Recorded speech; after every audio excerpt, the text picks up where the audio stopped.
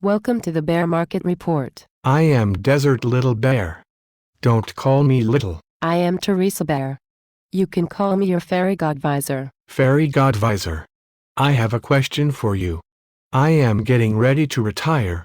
How much risk shall I take with my money? Retirees and those soon to be retired are struggling. They want to figure out what amount of risk is really acceptable in these turbulent economic times. Can you explain? Let's look at an example. Let's assume that you have $100,000 invested into a mutual fund. If that mutual fund experiences a 20% loss, your next statement will show a value of $80,000. I lost $20,000. I guess that means that I will need a 20% gain to get back to where I started. Is that right? No. No. No. No? No? No?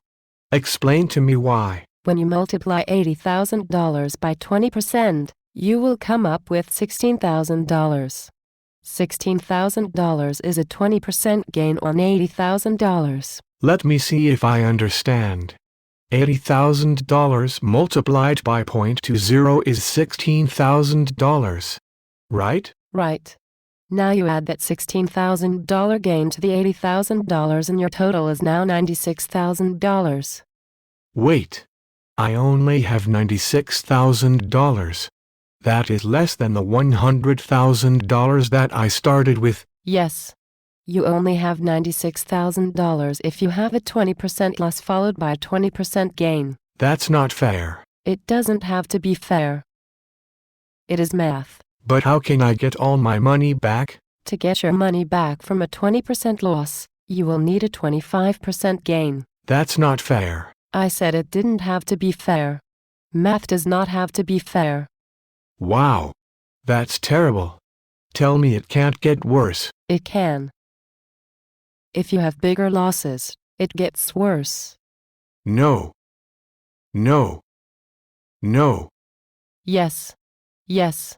Yes. How much worse? If you have a 50% loss, you must have a 100% gain to get your money back. A 100%. No. No. No. I'm getting ready to retire. I don't have time to get my money back from that big of a loss. You are right. As we get older, we have less time to make up big losses. So, how much risk should I take? In the past, there was a rule of thumb that you should allocate your age to safe savings vehicles. What are those? They are bank accounts and CDs. Other safe investments are insurance company products like cash value life insurance, fixed annuities and indexed annuities. How would it work for me? I'm 65 years old. Using this formula, you would put 65% of your money into those safe investments. The remaining 35% of assets would be subject to market risk. In other words, your risky investments are calculated by subtracting your age from 100. 100 minus my age of 65 is 35. Using this formula, I would have 35% in stocks and risky investments and 65% in safe investments.